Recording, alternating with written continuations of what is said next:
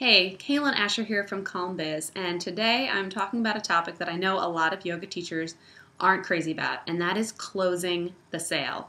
I know I'm not great at it, I'm not a huge fan of it, but I think that's because a lot of us come with this preconceived notion of what closing the sale entails, and it can kind of trip us up. So I want to give you this scenario. You have a student who's approached you about private work. They came to you after class like 3 or 4 weeks ago, mentioned that they love to work privately with you, and then since then, there's been no mention of it. They've shown up in your class and you've seen them, and now you're feeling really awkward because they haven't mentioned it and there's just this like looming wonder around them. But first off, before we dive into today's tips, I want to remind you that this awkwardness is all probably your projection on the situation. In all likelihood, something's just come up. Maybe their kid got sick or work got really busy and it's just slipped their mind, and it's no big thing on their end. But for you, it's feeling really awkward and uncomfortable. So I want to offer you 5 tips today to help you close the sale in a yogic way. So tip number 1 is to just offer a friendly reminder. Like I said, in all likelihood, their life just got a little busy. Maybe it slipped their mind. Something else came up. Just remind them.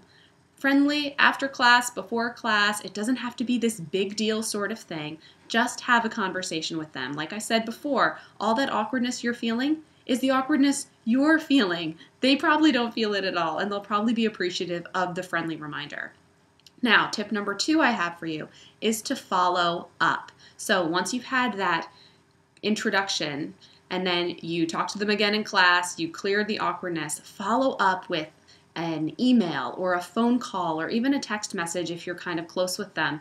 But having some kind of follow-up is really professional, and especially if you follow up via email, which I always recommend, then you start to have a paper trail and you can start tracking your timeline and your correspondence. So you can see, oh, I emailed them 5 days ago and I haven't heard back. Maybe it's time for another reminder email, or today she'll probably be in class, so I'll remind her in person. But having that timeline with those plots, those points plotted on there, will be really, really helpful moving forward. Now, tip number 3, and I have to add this word in here, authentically incentivize. If there is no end date for this thing that they're going to book with you, like private lessons, you really can't authentically incentivize it unless, let's say, you have planned to raise your rates in the next month or so. It's the new year, maybe you're thinking about it, and then you can authentically incentivize. Say, hey, I'd love to work one-on-one with you. Just so you know, in the second quarter of this year, I'm raising my rates. So if you want to get in now while it's still a little bit lower, I really recommend that you book those sessions with me now. And that's an authentic, completely genuine way to incentivize. Or if you have a workshop or some kind of training coming up, or a package of like 8 classes, you're doing some kind of immersion, let them know that the time is running out. Like I said, they might not be as aware of the timeline as you are. They might have just slipped their mind, and they'll really appreciate that reminder that there is a time frame in which they have to act on this, because chances are they want in on it and they don't want to miss out. So let them know if time is running out.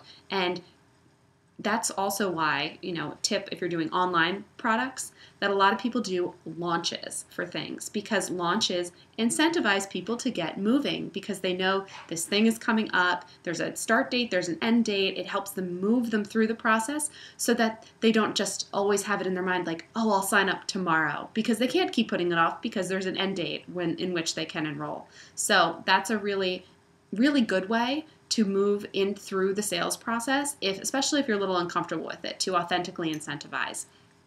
Tip number 4, this is kind of obvious, but it's something that I think a lot of us shy away from, and it's just to ask them. Ask them if they are still interested. You're in this place of wonder, you're worrying, is this actually going to come together? How simple would it be if you just approached them and said, hey, 3 or 4 weeks ago, you approached me about one-on-one lessons. Just wondering if you're still interested. The worst thing that will happen is that they will say no. And believe me, you will survive that. You'll be fine. In all likelihood, they are going to want to move forward, and they're going to appreciate the reminder and appreciate your openness to just asking them about it. And it doesn't have to be this big sales pitch. Just ask them if they're interested. Leave it on the table, hear what they have to say, and take it from there. Now, my last tip, tip number 5, is do the work for them. And by that, I mean make it as simple as possible for them to sign up, to register, to enroll, whatever it is they need to do. If there's paperwork that needs to be filled out, fill it out with them, or do as much as you can for them. Fill in their address and their name, maybe how many years they've been practicing, things you know, and make it as simple as possible for them. Let's say they've been needing to bring in a check for these private sessions that they supposedly want to book with you, and they keep forgetting and keep forgetting. Just send them a PayPal invoice via email.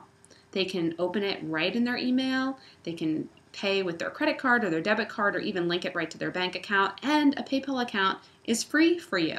They take a small transaction fee, really, really minimal, and it streamlines the process, and it helps to make the whole process seem that much more professional too. So I really, really hope that these 5 tips will help you to close your next sale in a yogic way so you can feel good about it and get rid of all that ickiness that we tend to feel around sales. So use these tips, try them out. I guarantee you're going to feel better and more empowered when you use them. And as always, for more business and marketing tips just for yogic entrepreneurs, head on over to calmbiz.com and I will see you there.